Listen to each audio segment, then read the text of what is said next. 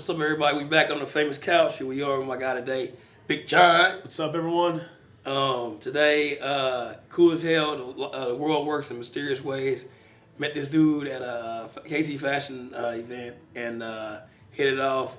Next thing you know, we having a good time. Two guys like to hit the gym, different sports, but appreciate you coming out today. First things first, talk about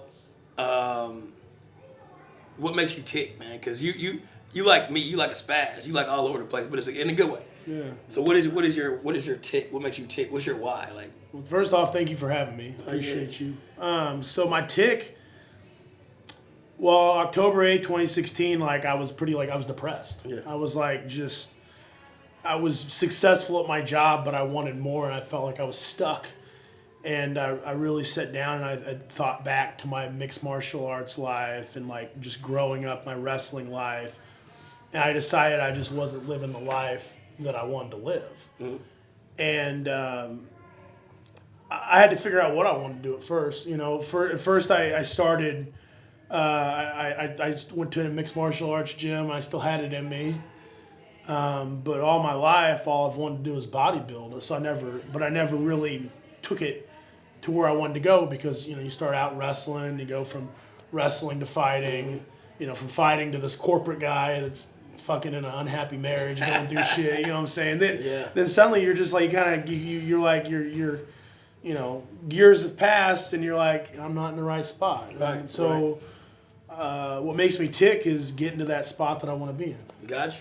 Ain't nothing wrong with that, man. Yeah. I know everybody has what makes them tick, because I know that was me, like going from ball to actually getting done playing ball overseas to now owning the gym, 2013. So it's like, I didn't want a desk job, so that's kind of like how I got into. I already had my degree in biomechanics, movement, and I just kind of went with it full in, and here we are 9 years later. You know what I mean? 10 years later, actually. And you said you mixed martial arts. So tell me about that part of your life. Obviously, that sport is very challenging. I had Julie Ketsy on here as well on the couch. Yeah, that's cool. And she had her perspective about MMA and that world and that realm. So now, what is your take on the MMA? How'd you get into all that? And do you miss it? And fight anybody that you liked? And So for me, it started off with wrestling. My wrestling was like my first obsession. It was a sport I knew I could do really good at. It was a sport I knew I was made for, and I invested a lot of time and energy. Yeah. And that was when I figured out I could really just shut down and fucking focus and grind on one thing. Yeah. And my senior year, I won 55 matches in a row. Damn. Which is the most you can fucking. It's almost impossible to Right. wrestle more than that, literally. Hell yeah. And then I went to college, and when I was in college, the first year of the program was pretty good, and we lost some coaches, and I'd started fighting already, and they didn't really like that. And you started fighting while you was in college? Yeah, I started fighting while I was in college. Shit, you didn't waste no time. Well, it was like man said he ready to get knocked some heads out. Shit. So, in college though. So, yeah, well, it was before college. I was fighting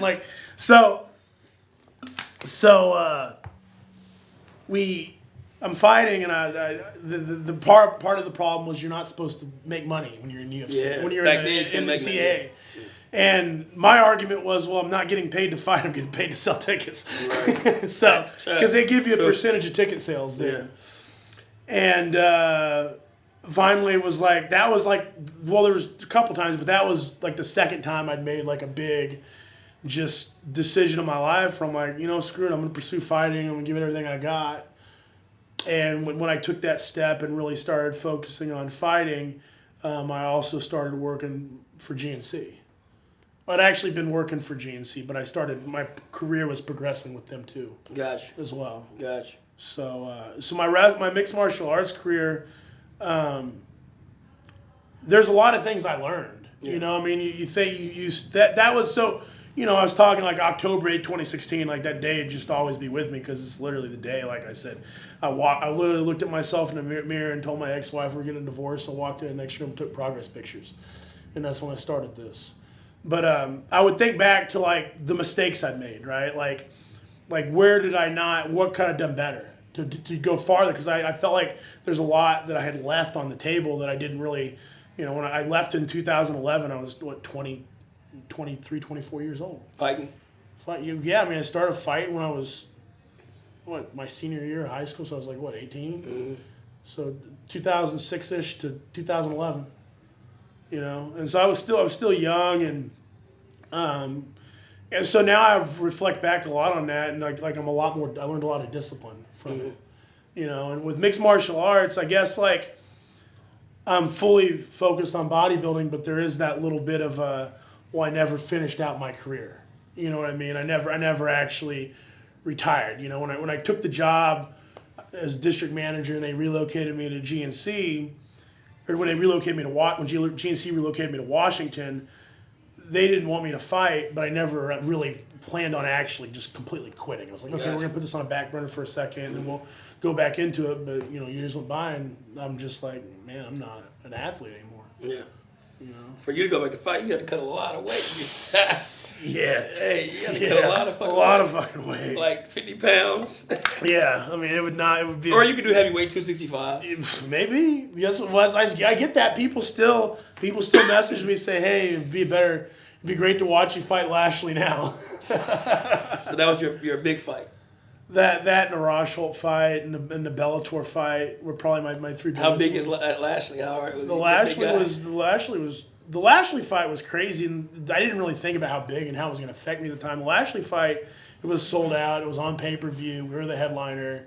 The way it came down was like crazy. Originally, I was supposed to fight this other guy, and they gave me a pretty good 2-fight deal, and I took it, and then I ended up fighting Lashley, and everybody thought that I didn't have a chance or whatever, except for some of those people that really knew me and knew how good my endurance was and knew how Lashley's endurance was something he had a problem with, And so going into that fight, I had a lot of confidence. And, that last round, really, there was a second there where he was completely gassed out and I had a chance and I didn't close it out.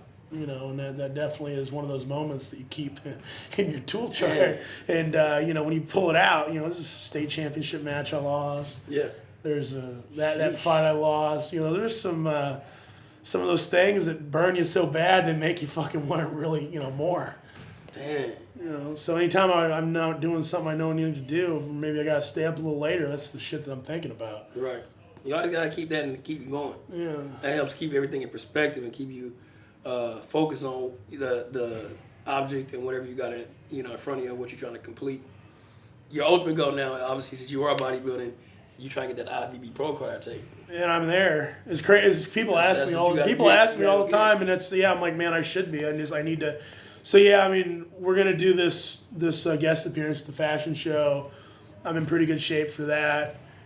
I mean, I was already kind of on the way there anyway, and then MPC Nationals at the end of the year is what I'm planning on doing, and I just need to finish out my off season good, and then nail that prep, and we can win a pro card. Tell me, man. You have your own supplement brand. That's tough, man. You a man of, you like a jack of all trades. You also have your own supplement line. Tell me about this supplement line you have. I know I like to smell salt. When I'm about to hit some heavy shit, man, I go berserk in there, you turn up, you know what I mean, for that one split second. And then your pre-workout, I love it because I work out at 4 a.m. Yeah. So I take like 3 of those and I'm just like, let's go, get huge. The supplement line, I mean, it's always been a dream. Like I said, I worked at GNC for 14 years. You know what I mean? And like, so I'm coming up with this plan in 2016. And I'm like, okay, I can go back to mixed martial arts and I can make money. I'm like, well, how can I do it in bodybuilding? Yeah. And like that, the 2016 area was like the high. Like Rich Piana was doing all his media stuff. Yeah. The Jay Cutler, all his videos. Yeah. There was a lot of like Nick Strength and Powers channel was just starting to grow. Mm-hmm. You had a lot of like media influence starting to grow into the bodybuilding world, and supplements was something that was really growing, and the industry's huge now. And really what I wanted to do is my goal was to make best in class products, and by doing so, and by saying that, was when I come out with a product, I wanted to have unique ingredients that help you reach your best level for what that does for you. Right. You know, so like with the nitric oxide, you can just take citrulline, but when we add Norvaline in with it, it makes the citrulline work way better. But a lot of companies don't want to use Norvaline because it adds a lot of expense to the product. Facts. You know, or cordyceps is really hard to flavor, but it helps increase your lactic acid threshold, so you can work out for longer. Or the stimulants, like a lot of people just use caffeine. I use a 50-50 caffeine theobromine combo because the energy from the theobromine is like a lot more euphoric and longer lasting. So when you go through and you look at the label, like you can't just look at the caffeine, the citrulline. You really have to understand how all the ingredients work together, and then you can do 1 to 4 scoops. Most people take 2, right? And so what that does is it allows you to dose it to your tolerance. I'm going 3 to 4.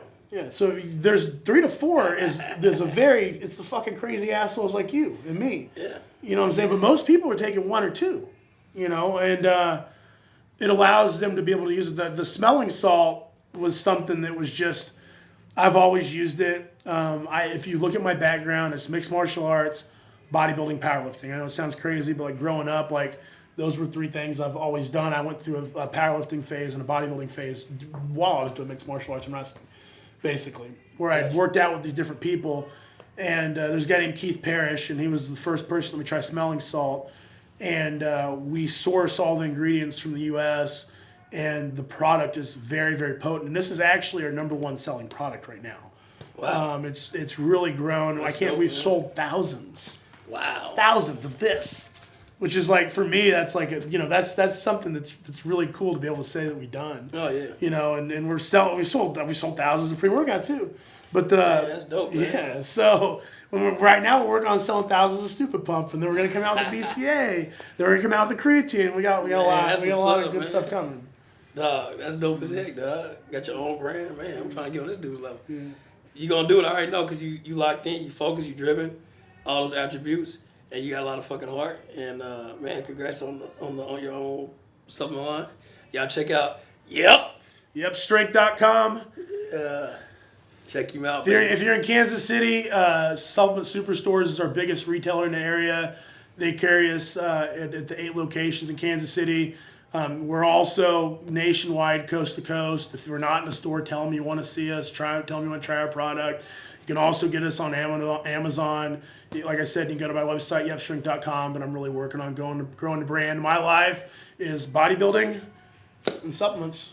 That's what I'm talking about, baby. Y'all hearing, baby? I might get back out there, too. You know what I mean? That thinking about, those are the moments, though, you work for, like...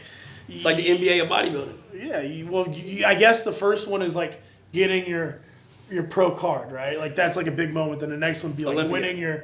winning your first pro bodybuilding show to go to, but there's different levels. Yeah. And the jumps of each level, man, it's ridiculous. A freaking grind. Ridiculous. Yeah. It's tough too. Everybody, so many people doing it. You get to the top level of amateur and it's tough. But then you get to the top level of pro. And it's like 20 people. Yeah, bro. Well, I mean, really it's like 8. In every category. In every category. 8. Yeah. And them 8 know each other. Yeah. Like, shit. But really, if you think about it, it's actually like 3. You know what I'm saying? So, like, there's that, you got, if you look at the top 5 in bodybuilding, you had Ramy, who was the former Mr. Olympia. You had Hani. Derek Lunsford was kind of a wild card, but when they put him in this guest posing appearance in Pittsburgh, he looked good standing next to like Nick Walker and some other guys. Right. So I guess like bodybuilding, that Olympia was so wild and so stacked. The competition's gotten better. But the competition's hot, man. Like right now, like bodybuilding, had its like glory days, and it kind of had a cool off period. Right. And right now, it's exploding again, man. The shows are growing in size again. They got a lot of different classes for a lot of different people. You don't have to just be rip, jack, huge guy to be on stage. They got men's physique, they got classic physique, and you know what? Like some people's body frames just don't fit into certain classes. Yeah. You know what I'm saying? Like it's hard to be 6'1" and be like a really high level pro bodybuilder. Facts. You don't see them too many. 5'11's like the peak. Facts. So. Man, I appreciate you coming out here. Appreciate you, man. Spending some time with your boy on the couch, baby, this famous couch. Y'all stay tuned. My next person, I don't know who it may be, but we'll be on this couch. We'll be shooting the shit like always and Stay tuned. Drink you up. Get huge.